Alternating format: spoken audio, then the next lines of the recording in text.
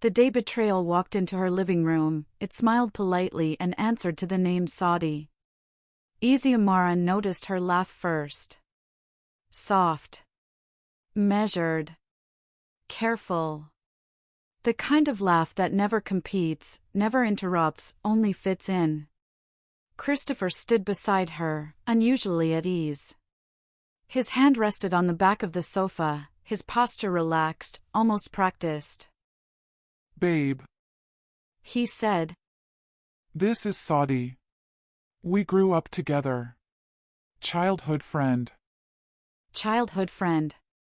2 simple words. Harmless. Familiar. Safe. Eziamaraa smiled. The kind of smile a woman wears when her home feels secure and her marriage feels certain. She welcomed Sahdey warmly, like she welcomed everything else in her life, with intention. Tea served hot. Snacks arranged neatly. Questions asked with genuine interest. Sahdey settled in effortlessly. She admired the house. Complimented the decor. Praised the children, Jewel, with her bright curiosity.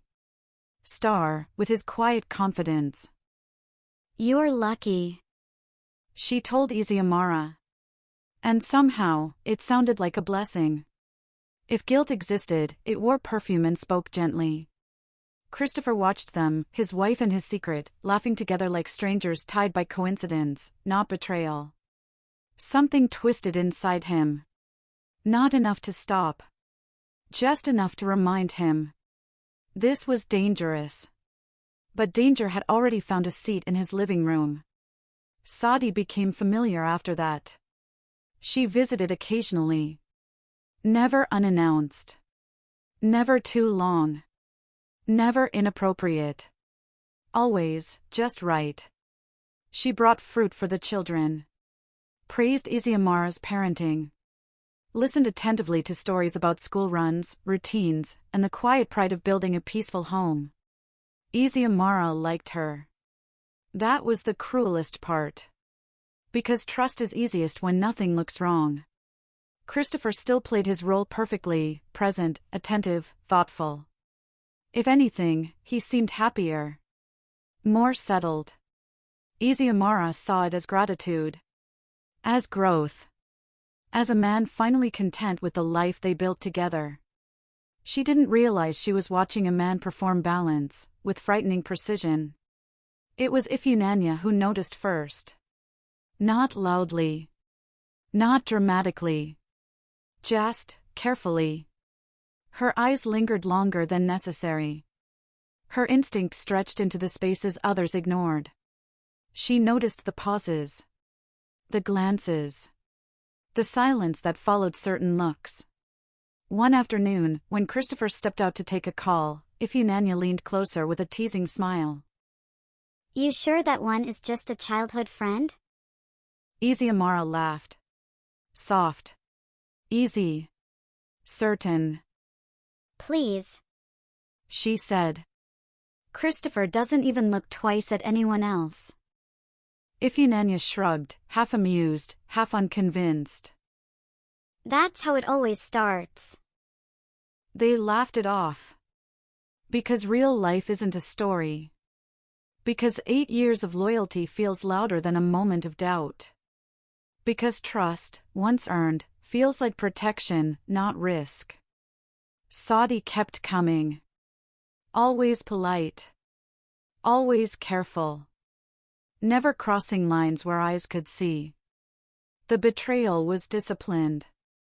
Almost respectful. But outside those walls, there were no boundaries. Glances turned into confessions. Conversations carried weight. And every smile Sahdey gave Eziamaraa held something unspoken beneath it. Christopher had made a dangerous choice. He brought his past into his present. Without ending either. One evening, after Sahdey left, Eziamaraa said casually, "She's really nice. You never told me she was like that." Christopher smiled. Kissed her forehead. "I didn't think it mattered." It did. Just not yet. Life continued. School runs. Shared meals. Quiet laughter. Normal. Too normal. One afternoon, Jewel asked innocently, Is Auntie Sahdey coming again? Christopher answered too quickly. Maybe. That night, Ifeanyi's words returned, not loud enough to alarm, but soft enough to stay. Because that's how warnings begin. Quiet. Polite. Easy to ignore. Trust has a way of doing that. It softens suspicion. It makes doubt feel disrespectful. It convinces you that questioning love is more dangerous than believing in it. And by the time the truth returns, sharp, loud, impossible to ignore, it is never early. It is always too late. Morning light on the kitchen floor. I built this house from love and more. Framed your fears, hung up your past. Thought we were built to really last. I wore devotion like a crown. Held you up, I held you down. Skipped my needs to fit your plans. Signed my soul